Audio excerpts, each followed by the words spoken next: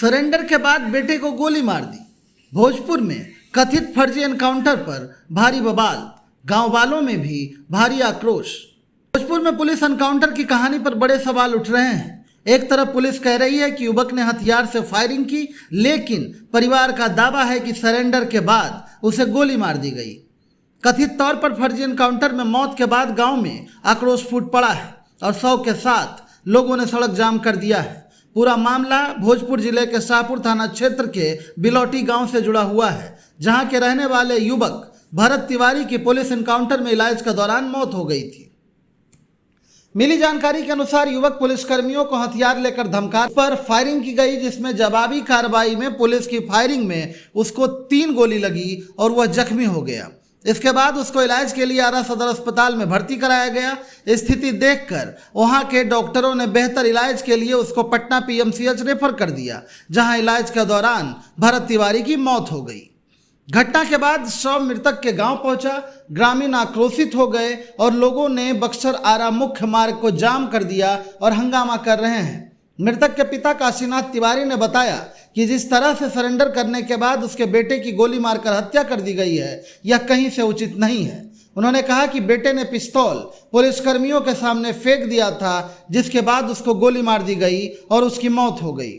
उन्होंने कहा कि उनका बेटा कोई अपराधी नहीं था, ना ही उसके ऊपर कोई मुकदमा दर्ज था, फिर भी उसकी हत्या कर दी गई।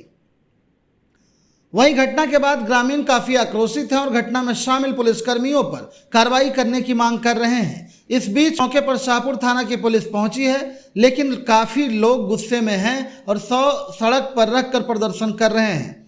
फिलहाल इस मामले में पुलिस और परिजनों के दावे अलग अलग हैं। ऐसे में जांच के बाद ही पूरी तस्वीर साफ हो सकेगी। हालांकि इस कहानी के साथ साथ हम आपको वो वीडियो भी दिए जा रहे हैं जो भरत तिवारी ने खुद लाइव की थी। लाइव के दौरान उसने अपना पिस्तौल जो है वो पुलिस के सामने में फेंक दिया था। उस वीडियो को देखिए और आप बताइए कि सच क्या है, झूठ क्या है। ठीक है, तो मान लीजिए कि आप लोगों के द्वारा बोला गया कि पूरा सुनिए सुनिए अभी नहीं रखा जाएगा। सुनिए, अभी बात खत्म नहीं हुआ है।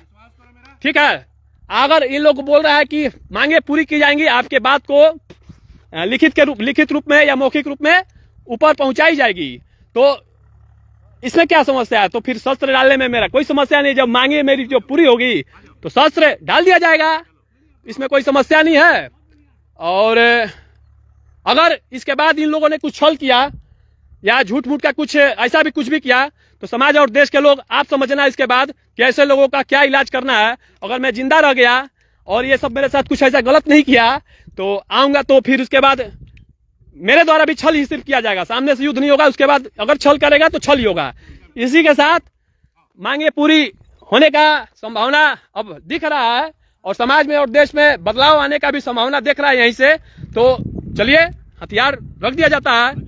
लीजिए, भरोसा कीजिए। फालतू बोलेगा रे, क्या रख रहे साला, तब फेंक दे। रुकिए, लीजिए, हथियार इनको दे दिया गया और